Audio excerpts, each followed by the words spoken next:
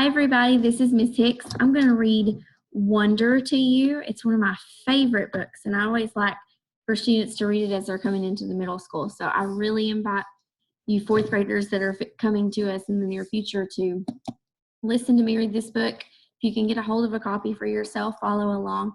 But I do have a screen share where you can read along on it with me if you want. And then after we finish the book, maybe you can watch the movie. We're looking forward to seeing all you fourth graders next year. Part 1, August. Fate smiled and Destiny laughed as she came to my cradle. Natalie Merchant. Ordinary. I know I'm not an ordinary 10-year-old kid. I mean, sure, I do ordinary things. I eat ice cream, I ride my bike, I play ball, I have an Xbox. Stuff like that makes me ordinary, I guess. And I feel ordinary inside, but I know ordinary kids don't make other ordinary kids run away screaming in playgrounds. I know ordinary kids don't get stared at wherever they go. If I found a magic lamp and I could have one wish, I would wish that I had a normal face that no one ever noticed at all. I would wish that I could walk down the street without people seeing me and then doing that look away thing. Here's what I think. The only reason I'm not ordinary is that no one else sees me that way. But I'm kind of used to how I look by now. I know how to pretend I don't see the faces people make. We've all gotten pretty good at that sort of thing. Me, Mom, and Dad. Actually, I take that back. Via's not so good at it. She can get really annoyed when people do something rude. Like, for instance, one time in the playground, some older kids made some noises. I don't even know what the noises were exactly because I didn't hear them myself. But Via heard, and she just started yelling at the kids. That's the way she is. I'm not that way. Via doesn't see me as ordinary. She says she does, but if I were ordinary, she wouldn't feel like she needs to protect me so much. And Mom and Dad don't see me as ordinary either. They see me as extraordinary. I think the only person in the world who realizes how ordinary I am is me. My name is August, by the way. I won't describe what I look like. Whatever you're thinking, it's probably worse. Why I didn't go to school. Next week, I start 5th grade. Since I've never been to a real school before, I'm pretty much totally and completely petrified. People think I haven't gone to school because of the way I look, but it's not that. It's because of all the surgeries I've had. 27 since I was born. The bigger ones happened before I was even 4 years old, so I don't remember those. But I've had 2 or 3 surgeries every year since then, some big, some small. And because I'm little for my age, and I have some other medical mysteries that doctors never really figured out, I used to get sick a lot. That's why my parents decided it was better if I didn't go to school. I'm much stronger now, though. The last surgery I had was 8 months ago, and I probably won't have to have any more for another couple of years. Mom homeschools me. She used to be a children's book illustrator. She draws really great fairies and mermaids. Her boy stuff isn't so hot, though. She once tried to draw me a Darth Vader, but it ended up looking like some weird mushroom-shaped robot. I haven't seen her drawing anything in a long time. I think she's too busy taking care of me and Via. I can't say I always wanted to go to school because that wouldn't be exactly true. What I wanted was to go to school, but only if I could be like every other kid going to school, have lots of friends and hang out after school and stuff like that. I have a few really good friends now. Christopher is my best friend, followed by Zachary and Alex. We've known each other since we were babies, and since they've always known me the way I am, they're used to me. When we were little, we used to have play dates all the time, but then Christopher moved to Bridgeport in Connecticut. That's more than an hour away from where I live in North River Heights, which is at the top tip of Manhattan. And Zachary and Alex started going to school. It's funny, even though Christopher's the one who moved far away, I still see him more than I see Zachary and Alex. They have all these new friends now. If we bump into each other on the street, they're still nice to me though. They always say hello. I have other friends too, but not as good as Christopher and Zach and Alex were. For instance, Zach and Alex always invited me to their birthday parties when we were little, but Joel and Eamon and Gabe never did. Emma invited me once, but I haven't seen her in a long time. And of course, I always go to Christopher's birthday. Maybe I'm making too big a deal about birthday parties.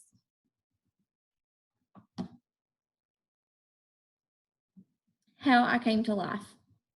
I like when Mom tells this story because it makes me laugh so much. It's not funny in the way a joke is funny, but when Mom tells it, Via and I just start cracking up. So, when I was in my mom's stomach, no one had any idea I would come out looking the way I look. Mom had Via 4 years before, and that had been such a walk in the park, Mom's expression. It's a type of figurative language that you're going to learn about this year in 5th grade. That there was no reason to run any special test. About 2 months before I was born, the doctors realized there was something wrong with my face, but they didn't think it was going to be bad. They told Mom and Dad I had a cleft palate and some other. They call it small anomalies. There were 2 nurses in the delivery room the night I was born. One was very nice and sweet. The other one, Mom said, did not seem at all nice or sweet. She had very big arms. And here comes the funny part. She kept pooting, like she'd bring some ice chips and then poot. She'd check Mom's blood pressure and poot.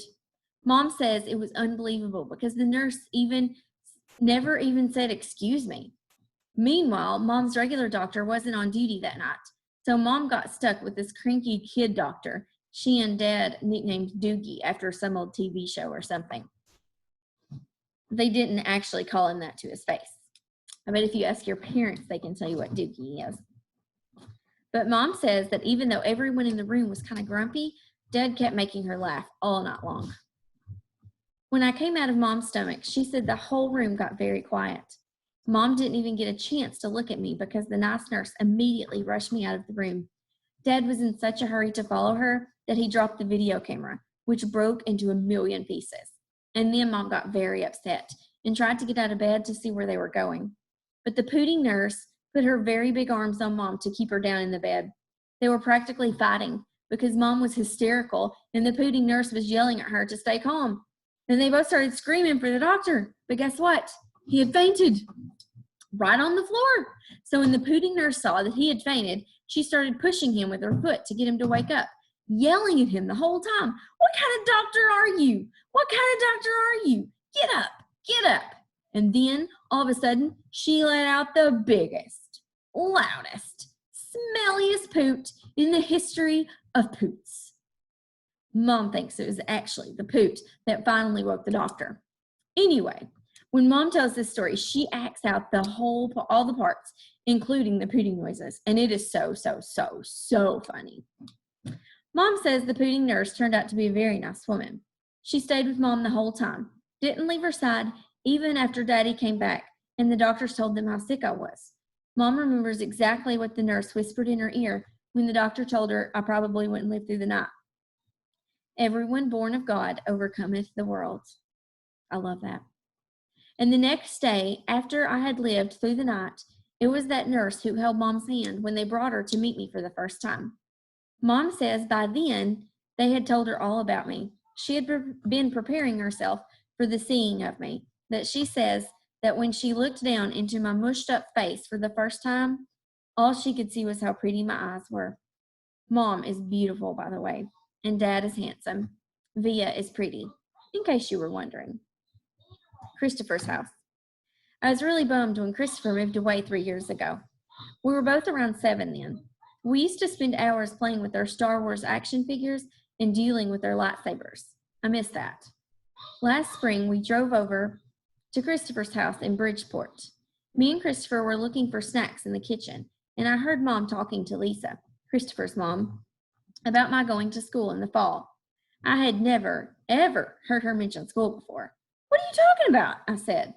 Mom looked surprised, like she hadn't meant for me to hear that. "You should tell him what you've been thinking, Isabel," Dad said. He was on the other side of the living room talking to Christopher's dad. "We should talk about this later," said Mom. "No, I want to know what you were talking about," I answered. "Don't you think you're ready for school, Augie?" Mom said. "No," I said. "I don't either," said Dad. "Then that's it. Case closed," I said, shrugging, and I sat in her lap like I was a baby.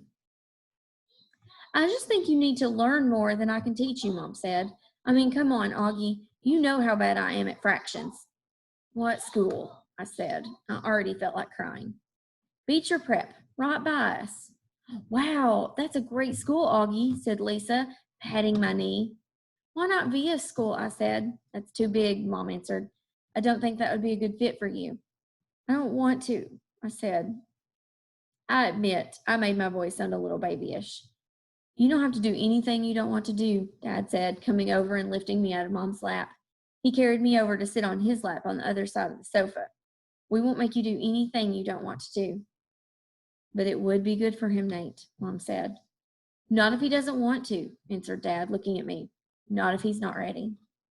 I saw Mom look at Lisa. He reached over and squeezed her hand. You guys will figure it out, she said to Mom. You always have. Let's just talk about it later, said Mom. I could tell she and Dad were going to get in a fight about it. I wanted Dad to win the fight, though a part of me knew Mom was right. And the truth is, she really was terrible at fractions. Me too. Driving. It was a long drive home. I fell asleep in the back seat like I always do, my head on Via's lap like she was my pillow, a towel wrapped around the seatbelt so I wouldn't drool all over her. Via fell asleep too, and Mom and Dad talked quietly about grown-up things I didn't care about. I don't know if I was sleeping, but when I woke up, there was a full moon outside the car window. It was a purple light, and we were driving on a highway full of cars. And then I heard Mom and Dad talking about me. We can't keep protecting him, Mom whispered to Dad, who was driving. We can't just pretend he's going to wake up tomorrow and this isn't going to be his reality, because it is, Nate, and we have to help him learn to deal with it. We can't just keep avoiding situations that... So sending him off to middle school like a lamb to the slaughter?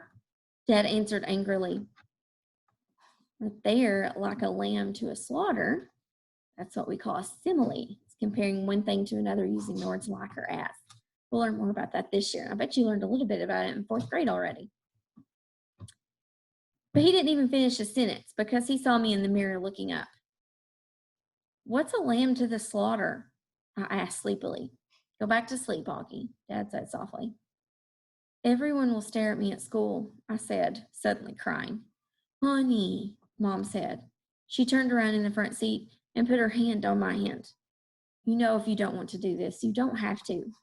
But we spoke to the principal there and told him about you, and he really wants to meet you. What did you tell him about me? How funny you are and how kind and smart. When I told him you read Dragon Rider when you were 6, he was like, wow, I have to meet this kid. Did you tell him anything else? I said. Mom smiled at me. Her smile kind of hugged me. I told him about all your surgeries and how brave you are, she said. So he knows what I'll look like? I asked. Well, we brought pictures from last summer in Montauk, Dad said. We showed him pictures of the whole family. And that great shot of you holding that flounder on the boat, you were there too. I have to admit, I felt a little disappointed that he was a part of this. We both talked to him, yes, Dad said. He's a really nice man. You would like him, Mom added. Suddenly, it felt like they were on the same side. Wait, so when did you meet him? I said. He took us on a tour of the school last year, said Mom. Last year? I said. So you've been thinking about this for a whole year and you didn't tell me? Okay, I'm going to pause right here just for a second and show you something. I want you to notice how in each of these lines, when a new speaker starts talking, they go to a new paragraph.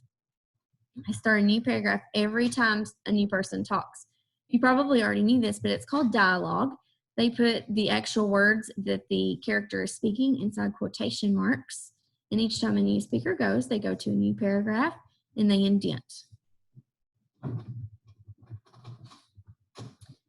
We didn't know if you'd even get in, Augie, answered Mom. It's a very hard school to get into. There's a whole admissions process. I didn't see the point in telling you and having you get all worked up about it unnecessarily. But you're right, Augie. We should have told you when we found out last month that you got in, said Dad. In hindsight, sighed Mom. Yes, I guess. Did that lady who came to the house that time have something to do with this? I said. The one that... Yes, actually, said Mom, looking guilty. Yes. You told me it was an IQ test, I said. I know. Well, that was a white lie, she answered. It was a test you needed to take to get into the school. You did very well on it, by the way. So you lied? I said. A white lie, but yes. Sorry, she said, trying to smile. But when I didn't smile back, she turned around in her seat and faced forward.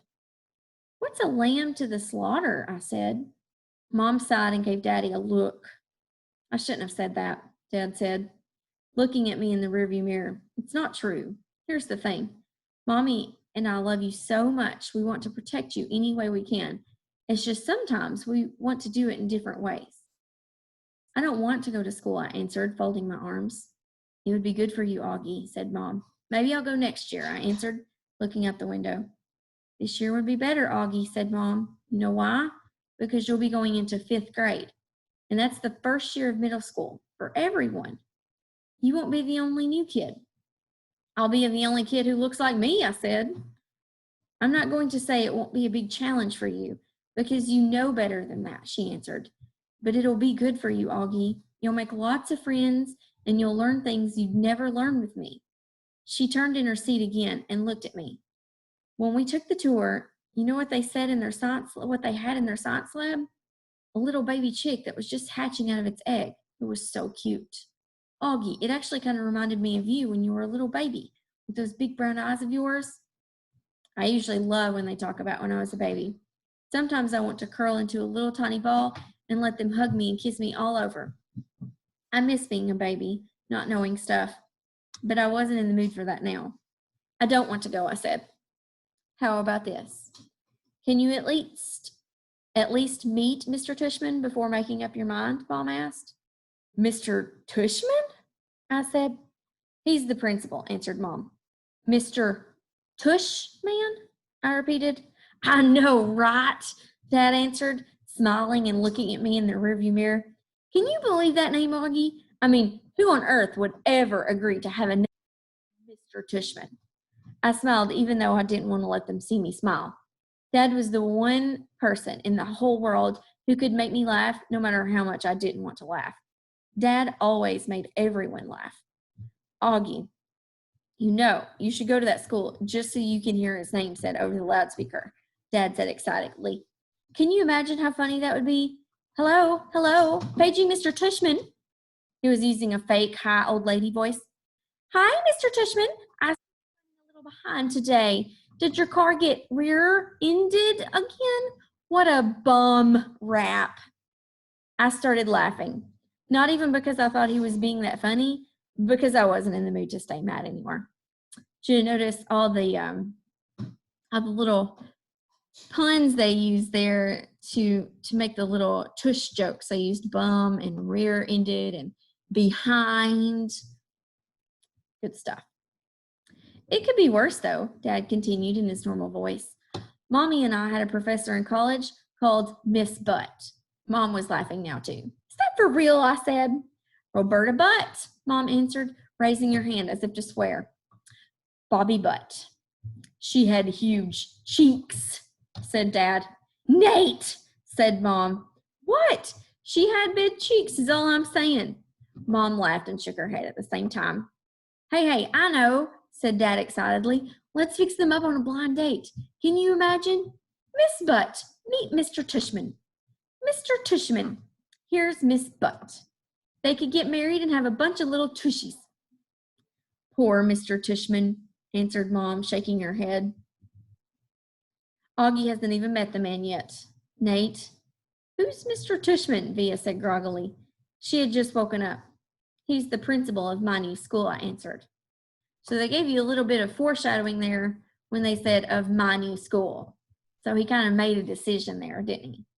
He's already calling it his new school. He's decided he's going to go. Paging Mr. Tushman. I would have been more nervous about meeting Mr. Tushman if I'd known I was also going to be meeting some kids from the new school. But I didn't know. So if anything, I was kind of giggly. I couldn't stop thinking about all the jokes Daddy had made about Mr. Tushman's name. So when me and Mom arrived at Beecher Prep a few weeks before the start of school, I saw Mr. Tushman standing there, waiting for us at the entrance. I started giggling right away. He didn't look at all like what I pictured, though. I guess I thought he would have a huge butt, but he didn't. In fact, he was a pretty normal guy, tall and thin. Old, but not really old. He seemed nice. He shook my mom's hand first. Hi, Mr. Tishman. It's so nice to see you again, said Mom. This is my son, August. Mr. Tishman looked right at me and smiled and nodded. He put his hand out for me to shake. Hi, August, he said, totally normally. It's a pleasure to meet you. Hi, I mumbled, dropping my hand into his while I looked down at his feet. He was wearing red Adidas. So, he said, kneeling down in front of me so I couldn't look at his sneakers, but had to look at his face. Your mom and dad have told me a lot about you. Like, what have they told you? I asked. Sorry? Honey, you have to speak up, said Mom. Like what? I asked, trying not to mumble. I admit I have a bad habit of mumbling. Well, that you like to read, said Mr. Tishman, and that you're a great artist. He had blue eyes with white eyelashes. And you're into science, right? Uh-huh, I said, nodding. We have a couple of great science electives at Beecher, he said. Maybe you'll take one of them. Uh-huh, I said, though I had no idea what an elective was. So, are you ready to take a tour? You mean we're doing that now? I said. Did you think we were going to the movies? He answered, smiling as he stood up. You didn't tell me we were taking a tour, I said to Mom in my accusing voice. Augie, she started to say. It'll be fine, August, said Mr. Tishman, holding his hand out to me. I promise. I think he wanted me to take his hand, but I took Mom's instead. He smiled and started walking toward the entrance. Mommy gave my hand a little squeeze, though I don't know if it was an I love you squeeze or an I'm sorry squeeze. Probably a little of both. The only school I'd ever been inside before was Via's, when I went with Mom and Dad to watch Via sing and spring concerts and stuff like that. The school was very different. It was smaller. It smelled like a hospital. Nice, Mrs. Garcia. We followed Mr. Tishman down a few hallways. There weren't a lot of people around, and the few people who were there didn't seem to notice me at all, though that may have been because they didn't see me. I sort of hid behind Mom as I walked. I know that sounds kind of babyish of me, but I wasn't feeling very brave right then. We ended up in a small room with the words Office of the Middle School Director on the door. Inside there was a desk with a nice-seeming lady sitting behind it. This is Mrs. Garcia, said Mr. Tishman, and the lady smiled at Mom and took off her glasses and got up out of her chair. My mother shook her hand and said, Isabel Pullman, nice to meet you. And this is August, Mr. Tishman said. Mom kind of stepped to the side a bit so I would move forward. Then that thing happened that I've seen a million times before. When I looked up at her, Mrs. Garcia's eyes dropped for a second. It was so fast no one else would have noticed, since the rest of her face stayed exactly the same. She was smiling a really shiny smile. Such a pleasure to meet you, August, she said, holding out her hand for me to shake. Hi, I said quietly, giving her my hand. But I didn't want to look at her face, so I kept staring at her glasses, which hung from a chain around her neck. Wow, what a firm grip, said Mrs. Garcia. Her hand was really warm. The kid's got a killer handshake, Mr. Tishman agreed, and everyone laughed above my head. You can call me Mrs. G, Mrs. Garcia said. I think she was talking to me, but I was looking at all the stuff on her desk now. That's what everyone calls me, Mrs. G. I forgot my combination. Mrs. G, I need a late pass. Mrs. G, I want to change my elective. Mrs. G's actually the one who runs the place, said Mr. Tishman, which again made all the grown-ups laugh. I'm here every morning by 7:30, Mrs. Garcia continued, still looking at me while I stared at her brown sandals with the small purple flowers on the buckles. So if you ever need anything, August, I'm the one to ask, and you can ask me anything. Okay, I mumbled. Oh, look at that cute baby, Mom said, pointing to one of the photographs on Mrs. Garcia's bulletin board. Is he yours? No, my goodness, said Mrs. Garcia, smiling a big smile now that was totally different from her shiny smile. You've just made my day. He's my grandson. What a cutie, said Mom, shaking her head. How old? In that picture, he was 5 months, I think, but he's big now, almost 8 years old. Wow, said Mom, nodding and smiling. Well, he is absolutely beautiful. Thank you, said Mrs. Garcia, nodding like she was about to say something else about her grandson. But then all of a sudden, her smile got a little smaller. "We're all going to take very good care of August," she said to Mom. I saw her give Mom's hand a little squeeze. I looked at Mom's face, and that's when I realized she was just as nervous as I was. I guess I liked Mrs. Garcia when she wasn't wearing her shiny smile. Okay, next time we read, we'll pick up with Jack Quill, Julian, and Charlotte, and that's page 19 if you're following along in the book. See you later.